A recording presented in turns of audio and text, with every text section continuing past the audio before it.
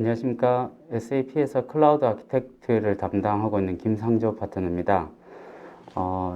제가 오늘 준비한 세션은 프라이빗 클라우드가 무엇인가요? 라는 제목으로 Rise with SAP S/4HANA 클라우드 프라이빗 에디션에 대한 기술적인 개요를 말씀드리고자 합니다. 네, 먼저 어젠다는요, PC의 프라이빗 클라우드에 대해서 소개를 드리고 구축 운영 관점에서의 거버넌스를 말씀을 드리고요. 그리고 최근에 카카오 이슈로 또 관심이 많은 비즈니스 연속성에 대해서 말씀을 좀 드리고 PC에서 제공하는 보안 또는 규정 준수에 관련해서 말씀드리겠습니다. 그리고 프라이빗 클라우드의 표준 네트워크 아키텍처를 말씀드리고요. S/4HANA를 기준으로 표준 시스템 구성이 어떻게 되어 있는지, 그리고 마지막으로 현재 가지고 계신 온프레임 시스템에서 프라이빗 클라우드로 마이그레이션 할 수 있는 옵션에 대해서 말씀드리겠습니다. 네, 먼저 개요입니다. 제가 여기 저희 제품 이름이 Rise with SAP S/4HANA 클라우드 프라이빗 에디션이라고 좀 긴데요. 앞서 다른 세션에서도 들으셨을 것 같긴 한데 저희 내부적으로는 프라이빗 클라우드 에디션이라고 줄여서 이제 얘기를 하고 있습니다. 그래서 저도 발표에 프라이빗 클라우드 에디션 PC라고 줄여서 말씀드리겠습니다. 예, PC 제품 내에 앞서 들으셨겠지만 기본적으로 인프라를 포함하고 있고요. 그리고 SAP 솔루션과 그 솔루션 운영을 위한 메인스테이 서비스가 다 포함이 되어 있습니다. 그래서 저희 전체 솔루션 스택에 대해서 이런 최신 소프트웨어로 업그레이드하고 릴리즈하는 이런 태스크들을 SAP에서 수행하도록 되어 있고요. 다만 그 시점에 대한 가버넌스를 고객사에서 가지고 가시게 됩니다. 그래서 전체 솔루션 스택에 대해서 최신 소프트웨어 또는 정기 소프트웨어 업데이트를 통해서 혁신을 할 수 있는 플랫폼이 프라이빗 클라우드이다라고 알고 계시면 되겠습니다. 네, 그리고 PC에서 신규로 도입된 라이센스 개념으로 FUE라는 Full Usage Equivalent라는 개념이 있는데요. 기존의 온프렘에서 액세스 타입별로 사용하시던 라이센스를 특정 가중치를 가지고 FUE로 전환을 하실 수가 있습니다. 그렇게 전환된 FUE를 기반으로 PC 프라이빗 클라우드 계약을 하게 되는데요. 최소 FUE 개수는 60개이고 60개부터 시작해서 필요하신 FE 라이센스 수량을 구매를 하실 수가 있는데요. 제가 말씀드리고자 하는 것은 구매하시는 FE 라이센스 개수의 개수를 기반으로 기본적으로 제공되는 시스템의 사이즈가 정의가 되어 있다고 말씀드리고 싶습니다. 그래서 60개부터 FE 60개부터 135개까지는 보시는 바와 같이 2X Small 시스템 티어로 매핑이 되고요. 이때는 저희가 프로덕션 대부 2티어 시스템으로만 제공이 됩니다. 그때 이제 하나 데이터베이스는 256GB 메모리로 설치가 되고요. 어플리케이션 서버가 각각 한 대씩 해서 이렇게 제공이 되고 그 136개 이상부터는 전부 3티어로 시스템이 다 제공이 되고 FE 개수에 따라서 각각 매핑되는 시스템 계층으로 기본 시스템이 설치가 되게 되어 있습니다. 물론 시스템을 사용하시다가 용량이 부족한 경우에 스케일업을 하시거나 또는 추가적인 어플리케이션을 설치를 하시거나 추가 티어를 추가하시거나 하는 옵션들은 별도로 준비가 되어 있습니다. 다음 거버넌스에 대해서 좀 말씀드리겠습니다. 먼저 SAP의 참조 아키텍처를 좀 말씀드리고 싶은데요. 저희 SAP에는 모든 프라이빗 클라우드 구축 시에 참조하는 아키텍처가 있습니다. 이 아키텍처 표준은 SAP의 제품 개발, 그리고 엔지니어링 팀, 그리고 운영팀과 함께 개발된 것이고요. 사실 SAP보다 더 많이 SAP 솔루션을 운영한 경험이 없기 때문에, 다른 곳에 없기 때문에 100% 베스트 프랙티스 기반이라고 말씀드릴 수 있고요. SAP의 제품 로드맵에 맞추어서 설계된 것이기 때문에 미래가 보장되어 있는 표준이라고 보시면 되겠습니다. 그리고 하드웨어부터 어플리케이션까지 최대의 가동 시간을 보장하기 위한 설계가 되어 있고요. 모든 그 프라이빗 클라우드 에디션 환경에서 전 세계적으로 일관된 형태로 적용이 되고 또 검증된 표준 아키텍처입니다. 그리고 새로운 SAP 소프트웨어를 쉽게 도입할 수 있도록 엔지니어링이 되어 있는 표준 아키텍처이고요. 그리고 멀티 클라우드 전반에 걸쳐서 어플리케이션 선진 사례를 다 채택하고 있는 아키텍처가 되겠습니다. 네, 다음으로 중요한 역할과 책임입니다. PC에서 제공하는 여러 매니지드 서비스 태스크들을 저희가 SAP에서 각 태스크별로 SAP에서 수행하는 태스크인지 또는 고객사에서 수행하는 태스크인지를 다 구분을 해놓은 매트릭스인데요. 전체 매트릭스는 여기 링크를 통해서 확인을 해보시면 될 것 같고, 각 태스크별로 정의가 되어 있어서 그 태스크량이 좀 많습니다. 그래서 이번 세션에서는 큰 카테고리와 대표적인 태스크들만 좀 말씀을 드리겠습니다. 크게 5가지의 R&R 태스크들이 있는데요. 대표적으로 표준 서비스 태스크라고 해서 모든 PC 고객께 기본적으로 제공되는 서비스 태스크라고 보시면 됩니다.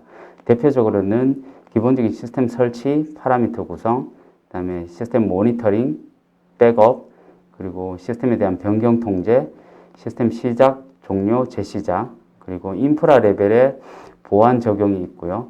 그 다음에 여러 가지 보안 점검 감사, 그리고 베이시스 레벨에서 클라이언트 복사 또는 시스템 복사, 이런 것들이 표준 서비스로 제공되는 태스크들입니다. 네, 두 번째로 선택 서비스가 있는데요. 옵션 서비스가 있는데, 계약 시점에 고객사에서 별도로 선택을 하셔야만 제공되는 서비스 태스크입니다. 그래서 대표적으로 재복구 시스템에 대한 구현이 있고요. 그 외에는 제공되는 시스템에 대한 용량 확장 부분이 선택 서비스로 되어 있고, 저희가 하나 볼륨에 대한 데이터 암호화를 지원을 하고 있는데요. 이 데이터 암호화도 시스템을 받으신 후에 나중에 하시는 경우에는 이 선택 서비스로 포함이 되게 됩니다. 그 다음 추가 서비스가 있습니다. 이 추가 서비스는 계약 변경까지는 필요하지 않고요. 일회성으로 비용을 지불하고 받을 수 있는 서비스인데요. 사용 빈도는 사실 높지 않습니다. 대표적인 태스크는 저희가 시스템을 설치할 때 사용했던 IP 주소를 변경하는 태스크, 또는 마찬가지로 이제 시스템 설치를 할 때 사용했던 SAP 도메인을 전부 다 변경하는 태스크, 그리고 네트워크 세그먼트를 분리하는 태스크, 그다음에 시스템을 전반적으로 재구축하는 태스크들, 이런 것들이 주로 추가 서비스로 되어 있습니다. 네 번째로는 카스라고 해서 클라우드 어플리케이션 서비스가 있는데요. 기본적으로 고객이 수행이 가능한 태스크들입니다만 SAP에 별도 비용을 지불하고 서비스를 받을 수 있는 태스크들입니다. 일반적으로 RFC에 대한 설정, 또는 SAP 어플리케이션 레벨의 SAP 노트 적용, 그다음에 고객 사용자 관리나 권한 관리, 이런 것들은 다 고객사에서 수행하는 역할로 되어 있는데요. 필요한 경우에 이 카스 서비스 계약을 통해서 SAP 쪽에 태스크를 위임을 하실 수가 있습니다. 마지막으로 제외된 태스크가 있는데요. 말 그대로 PC, SAP 프라이빗 클라우드에서 제공되지 않는 태스크들입니다. 대표적으로 싱글 사인온에 대한 아키텍처 또는 아키텍처 디자인 또는 구현이 있고요. 그 외에는 어플리케이션 레벨에서의 커스터마이징, 보안 적용 또는 어플리케이션에 대한 트러블 슈팅, 이런 것들이 제외된 태스크로 되어 있습니다. 다시 말씀드리면 이 제외된 태스크 부분은 고객사에서 직접 수행을 하시던가 또는 지원하는 SI 파트너사를 통해서 수행하셔야 되는 태스크들이라고 말씀드릴 수 있습니다. 네, 다음 비즈니스 연속성에 대해서 말씀드리겠습니다. 크게 세 가지로 구분해서 말씀드릴 건데요. 먼저 고가용성에 대해서 말씀을 드리겠습니다. SAP의 프라이빗 클라우드는 기본적으로 프로덕션 시스템을 기준으로 99.7%의 가용성을 보장하도록 되어 있고요. 이 고가용성은 데이터 센터 내의 어떤 컴포넌트 고장을 보호하는 기능입니다. 그래서 기본적으로 모든 인프라는, 하드웨어 인프라는 이중화가 되어 있습니다. 그래서 네트워크, 저장소, 스토리지, 또는 하이퍼바이저라고 하는 가상화 지원 계층 전부 다 이중화가 되어 있고요. 그리고 제공되는 모든 어플리케이션의 컴포넌트는 높은 수준의 어떤 중복성을 제공하는 가상 서버로 제공이 되고 있고요. 이 가상 서버에 대한 고가형성은 하이퍼바이저 수준에서 제공이 됩니다. 그래서 하이퍼바이저에서 해당 가상 서버를 모니터링 하다가 이상이 있는 경우에 다른 가용한 하이퍼바이저로 페일오버 시키는 구조로 고가형성이 제공되고 있습니다. 두 번째로 백업 정책인데요. 저희 SAP 트러스트 센터에 가보시면 저희 클라우드 서비스를 실질적으로 제공하는 엔터프라이즈 클라우드 서비스라는 조직의 어떤 백업 정책이 있습니다. 이 백업 정책에 따라서 기본 위치에 모든 데이터가 백업이 되고요. 전체 데이터가 100%다 백업이 되고 운영 시스템 기준으로는 30일 동안 보관, 그리고 비운영 시스템 기준으로는 14일 동안 백업이 보관됩니다. 그리고 모든 백업은 대체 위치에 소산을 하도록 되어 있습니다. 네, 세 번째 재복구에 대한 내용인데요. 지금 여기 선택 서비스 위치가 조금 잘못되어 있는데 이 재복구 서비스는 앞서 말씀드렸듯이 선택적인 서비스로 되어 있습니다. 그래서 고객사에서 계약 시에 별도로 선택을 하시는 경우에만 제공되는 서비스이고요. 데이터 센터 간의 치명적인 이벤트로부터 보호하는 기능입니다. 그리고 이 재복구 서비스에는 재복구 인프라, 그다음에 재복구 네트워크의 설계 구현, 그리고 연간 1회의 재복구 테스트가 포함되어 있고요. 기본적으로 제공해드리는 재복구 관련된 SLA는 복구 시점 목표, RPO라고 해서 시점 목표가 30분, 그리고 복구 시간에 대한 목표가 12시간으로 되어 있습니다.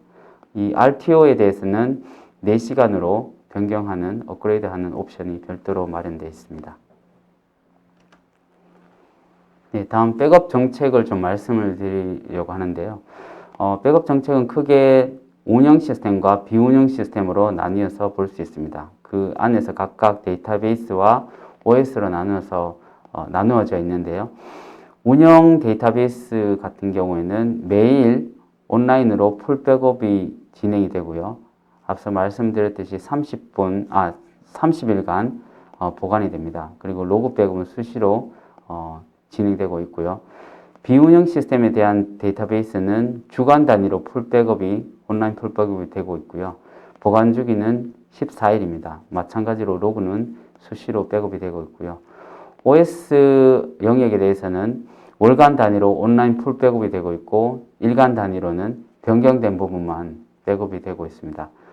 그리고 보관 주기는 2달이고요. 요거는 프로덕션, non 프로덕션 똑같이 정책이 동일합니다. 그리고 앞서 말씀드린 대로 모든 백업본은 이 대체 위치에 다 복제가 되도록 되어 있습니다. 네, 다음 재복구 시스템에 대한 아키텍처를 좀 말씀드리겠습니다.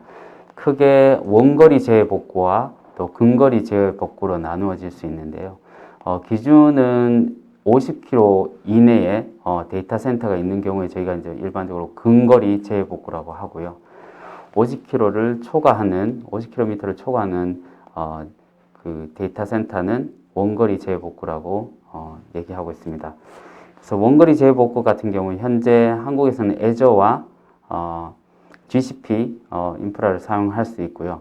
이때 제공되는 RTO 복구 목표 시간은 12시간, RPO 복구 시점 목표는 30분으로 되어 있습니다. 원거리 재복구 같은 경우에는 저희가 서로 다른 리전 간에 재복구 시스템을 구축을 하는 것인데요. 그래서 보시다시피 재복구 센터가 주 센터와 다른 리전에 위치하고 있고 이때 하나 데이터베이스 같은 경우에 저희가 어싱크 모드로 복제를 하고 있습니다. 다음은 근거리 재복구 있는데요. 근거리 재복구는 동일한 리전 내에서 재복구 시스템을 구축하는 것입니다. 그래서 현재는 AWS에 대해서만 한국에서 지원이 되고 있고요. 이때 RTO는 12시간, RPO는 근거리이기 때문에 0분으로 제공이 됩니다. 그래서 동일 리전 내에 서로 다른 가용성 영역, Availability Zone을 사용해서 재복구 시스템이 구축이 되고요. 이때 하나 데이터베이스는 싱크 모드로 복제가 되도록 되어 있습니다. 네, 비즈니스 연속성을 좀 요약해 보면요. 크게 고가형성과 재복구로 나뉘을 수 있고, 고가형성은 운영 시스템에 대한 99.7% SL을 보정하는 표준이고요. 그리고 백업에서는 다른 데이터 센터에 소산을 하도록 되어 있고, SAP 클라우드 인프라 내의 모든 통신 라인을 SAP가 또 관리하도록 되어 있고요. 요청 시에 페일오버 테스트가 가능하도록 되어 있습니다. 그리고 재복구 옵션은 100% 미러링된 대기 용량을 준비하고 있고요. 그리고 뒤쪽에 말씀드리겠지만 DNS 같은 경우에 영역 전송이라는 기술을 통해서 DNS 서비스를 공유를 하고 있습니다. 그리고 복제 회선을 포함해서 SAP 클라우드 인프라 내의 모든 통신 라인을 SAP가 관리를 하게 되고요. 제공되는 RTO는 12시간, RPO는 30분, 그리고 연간 재복구 테스트가 포함되어 있습니다. 네, 다음으로 보안 및 규정 준수 컴플라이언스에 대해서 말씀을 드리겠습니다.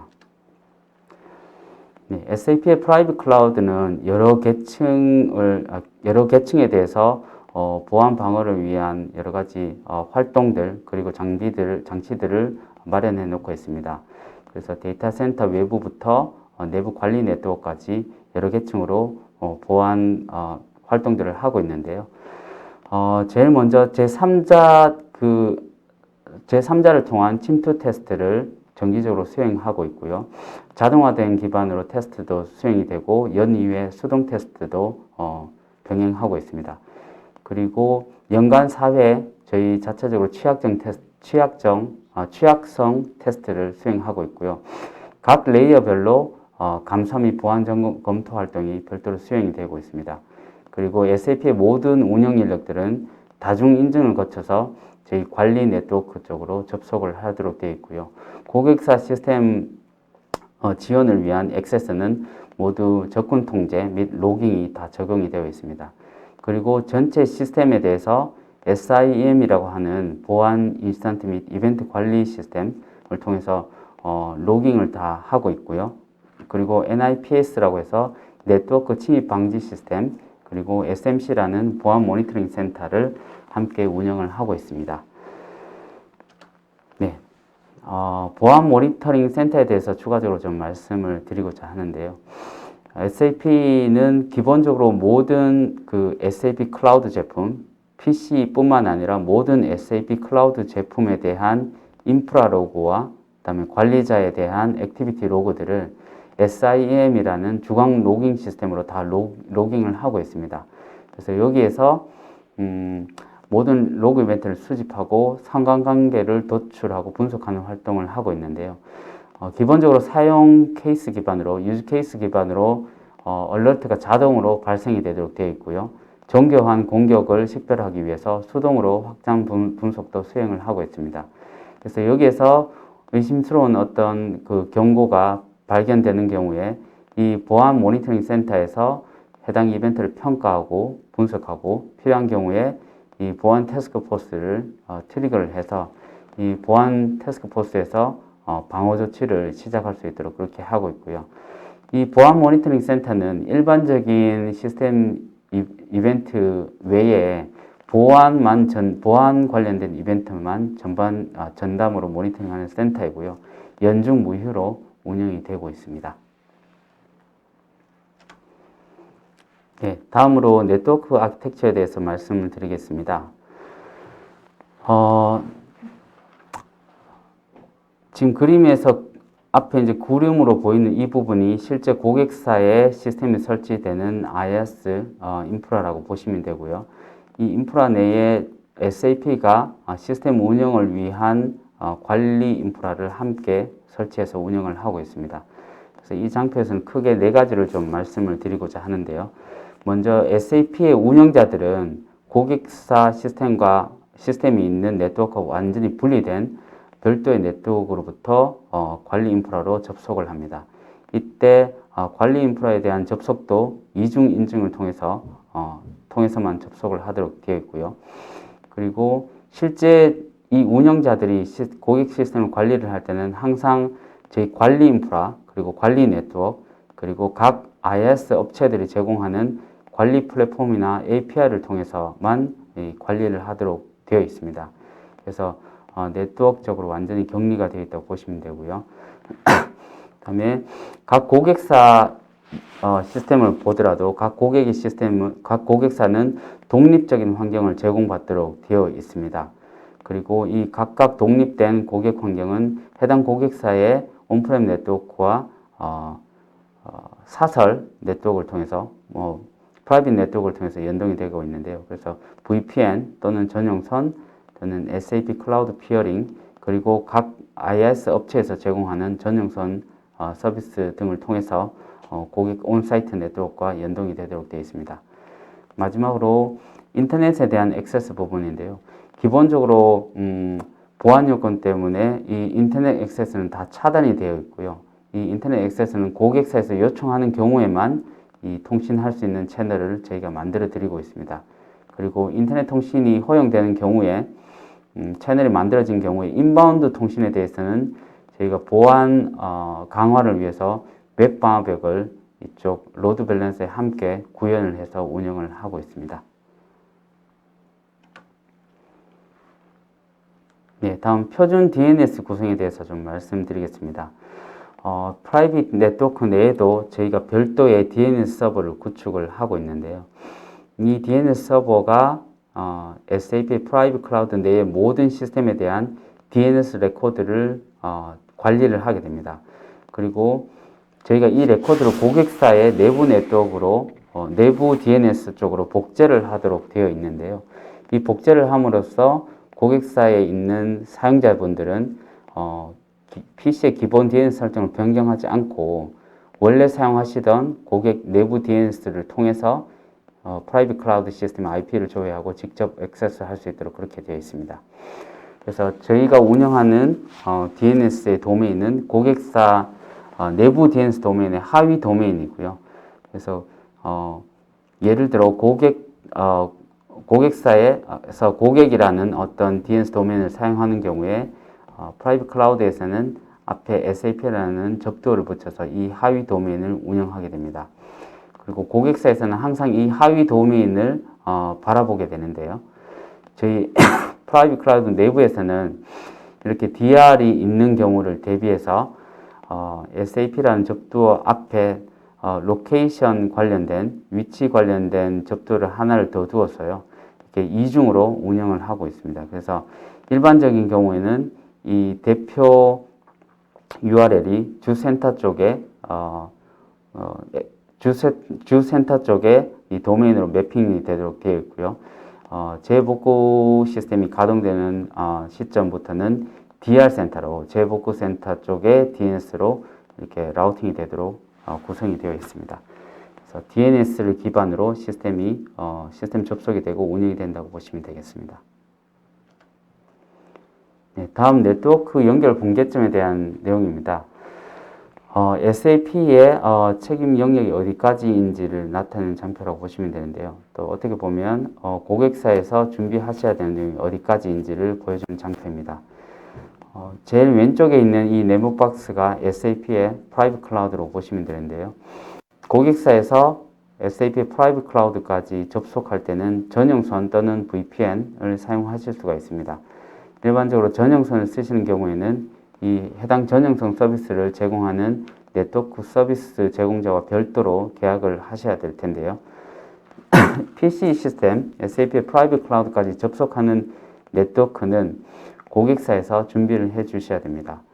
그래서 이 영역에 대해서는 고객사의 역할로 되어 있고요. SAP는 최종적으로 고객사의 네트워크를 받아주는 맨 앞단 게이트웨이까지 서비스가 제공이 됩니다. 그래서 접속하는 네트워크에 대한 용량 또는 아키텍처 이런 것들은 전부 고객사의 역할로 되어 있다는 점 말씀드립니다. 네, 지금 이 장표는 애저 기반의 하이퍼스케일러별 네트워크 구성인데요. 특히 이제 애저 기반으로 네트워크 설정 예시를 보여드리는 장표입니다. 지금 애저라고 표시된 이 파란 박스가 SAP 프라이빗 클라우드가 설치되는 영역이라고 보시면 되고요. 요 안에 이제 점선으로 해서 SAP 프라이빗 클라우드 그리고 고객사에서 SAP 클라우드와 별도로 운영하는 서브스크립션이 포함되어 있습니다. 각 그 서브스크립션 내에 이제 VNet이라고 해서 가상 네트워크 영역이 있을 텐데요. 고객사 온프렘 쪽에서 이 VNet 쪽으로는 전용선 또는 VPN을 통해서 연동이 되어 있을 겁니다. 그래서 기존의 고객사에서 별도의 서브스크립션을 가지고 VNet을 사용하시는 경우에는 이 프라이빗 클라우드와 VNet 피어링이라는 기술을 통해서 애저 백본을 사용해서 직접 연결하는 옵션이 있습니다. 그래서 전용선 또는 VPN을 통해서 프라이빗 클라우드를 접속하실 수도 있고요. 또 기존에 사용하시고 있는 별도 서브스크립션으로 사용하시는 VNet과는 이렇게 VNet 피어링을 통해서 연동을 하실 수도 있습니다. 네, AWS의 경우에도 개념상 동일합니다. 그래서 전용선 서비스를 사용해서 접속할 수 있고 VPN은 사이트 투 사이트 VPN을 통해서 접속하실 수도 있고요. 인터넷에서 직접 접속하시는 분들은 HTTPS 보안 프로토콜을 통해서 접속하실 수 있고 기존에 AWS 내에 서브스크립션이 있는 경우에는 마찬가지로 피어링이라는 기술을 통해서 SAP 프라이빗 네트워크와 직접 연동을 하실 수 있도록 되어 있습니다. 네, 다음 표준 시스템 구성에 대해서 말씀드리겠습니다. S4HANA 기준으로 표준 시스템이 어떻게 구성되어 있는지를 보여주는 장표인데요. 대표적으로 S4HANA 시스템이 하나 DB AP가 각각 구분된 서버로 이렇게 구성이 되어 있고요. 운영, 품질, 개발 3티어로 되어 있습니다. 물론 앞에서 말씀드린 것처럼 FUE 개수에 따라서 제일 작은 시스템 티어에는 이 품질 시스템이 제공되지 않고요. 2티어로 제공이 되어 있습니다. 이 S4HANA 시스템 외에 저희가 Rise with SAP S4HANA Cloud Private Edition에 SAP의 파스 솔루션인 이 BTP를 사용할 수 있는 권한이 일부 포함되어 있습니다. 그래서 이 BTP 시스템과 연결을 위한 보안 통신을 위한 SAP 클라우드 커넥터가 별도 서버로 설치되어서 제공이 되고요. 그리고 퓨어리 사용을 위한 웹 디스패처도 별도 서버에 설치가 되어서 제공이 됩니다. 그리고 고객사에서 이 접속하시는 맨 앞단에는 제가 부하 분산 장치 로드 밸런서를 구성을 하고 있는데요. 고객사 내부 네트워크에서 접속하시는 부분에 내부 통신용 인바운드 로드 밸런서를 설치를 하고요. 인터넷에서 직접 접속하시는 부분에는 외부 통신용 인바운드 로드 밸런서를 구축을 합니다. 그리고 여기에 인터넷 창 통신이기 때문에 웹방화벽을 함께 구현해서 운영을 하고 있습니다. 그리고 DR 같은 경우에 지금 여기 이제 원거리 DR을 표시를 해 놓았는데요. 다른 리전에 DR 시스템이 구축이 되고 DR 대상이 되는 재복구 대상이 되는 시스템은 프로덕션 티어만 해당합니다. 그래서 프로덕션 티어에 대한 S4HANA, 그다음에 클라우드 커넥터, 웹 디스패처가 DR 시스템으로 구축이 되고요. 고객사에서 별도로 가지고 있는 서브스크립션에 대해서는 피어링이라는 기술을 통해서 주센터 또는 DR 센터와 이렇게 연동을 할 수 있도록 이렇게 되어 있습니다. 그리고 회색으로 표시된 부분이 있는데요. 이 회색으로 표시된 부분은 고객사용 네트워크 내에 구축하는 SAP의 관리 인프라라고 보시면 됩니다. 그래서 제가 앞에서 DNS 서버를 함께 저희가 구축을 한다고 말씀드렸는데요. 이 프라이빗 클라우드 내의 DNS 서버 위에 원격 지원을 위해서 필요한 SAM 라우터라든지 SAP의 솔루션 모니터링을 위한 시스템 모니터링을 위한 솔루션, 그다음에 보안, 백업 관련된 여러 가지 소프트웨어 컴포넌트들을 같이 올려두고 사용을 하고 있고요. 이 시스템은 고객사 내부 네트워크에 구축은 되지만 저희 관리 목적으로 사용하는 시스템이어서 고객사에서 직접 액세스는 할 수 없도록 되어 있는 시스템입니다. 네, 다음 멀티 클라우드 전략인데요. 제가 앞서서 PC 내에 SAP의 BTP라는 파스 플랫폼을 사용할 수 있는 권한이 일부 포함되어 있다고 말씀드렸습니다. 그래서 PC 내에 이 파스 쪽과 BTP와 보안 통신을 위한 이 클라우드 커넥터를 제공한다고 말씀드렸는데요. 클라우드 커넥터를 통해서 BTP와 연동을 할 수 있고, 이 BTP, 비즈니스 테크놀로지 플랫폼 내에는 외부 다른 솔루션들과 연동할 수 있는 여러 가지 확장 또는 연결 통합 패키지들이 제공이 됩니다. 그래서 이런 다른 솔루션 패키지들을 사용을 해서 SAP 또는 SAP 이외의 다른 클라우드 어플리케이션과 연동을 해서 멀티 클라우드 전략을 가져가실 수가 있고요. 고객사 온프렘 네트워크에서는 PC 쪽으로는 VPN 또는 MPLS 같은 프라이빗 네트워크를 통해서 접속을 하실 수 있고요. 이 BTP 쪽으로는 HTTPS 플러스 SSO를 통해서 인터넷 보안 통신을 통해서 연동을 하실 수가 있습니다. 네, 마지막으로 마이그레이션 옵션에 대해서 말씀을 드리겠습니다. 브라운필드에 해당하는 내용인데요. 저희가 시스템 구축을 크게 그린필드, 브라운필드로 나누는데요. 마이그레이션이 필요한 시나리오를 브라운필드라고 부르고 있습니다. 이 브라운필드 시나리오에서는 실제 시스템 마이그레이션을 수행하는 파트너사와 SAP가 이 마이그레이션 프로세스 중에 협업을 하도록 되어 있고요. 대상이 되는 솔루션은 메인스트림 메인터넌스가 12개월 이상 남은 릴리즈만 지원이 됩니다. 그래서 그 하위 버전의 릴리즈를 이 PC 쪽으로 프라이빗 클라우드로 마이그레이션 하기 위해서는 먼저 업그레이드를 수행을 해야 되고요. 그리고 고객이 이제 계약서에 합의된 날짜에 따라서 클라우드 내에 있는 솔루션은 항상 메인스트림 유지 보수가 끊기지 않도록 유지를 하셔야 됩니다. 그래서 메인스트림 유지 보수가 종료되기 전에 S/4HANA 최신 버전으로 업그레이드를 수행을 하셔야 됩니다. 네, 다양한 고객사의 어떤 소스 버전에서 프라이빗 클라우드로 마이그레이션 할 수 있는 옵션들을 정리를 해놓은 표인데요. 먼저 ERP부터 보겠습니다. ERP 6.0인 경우에 메인스트림 유지보수 종료일이 2027년으로 되어 있고요.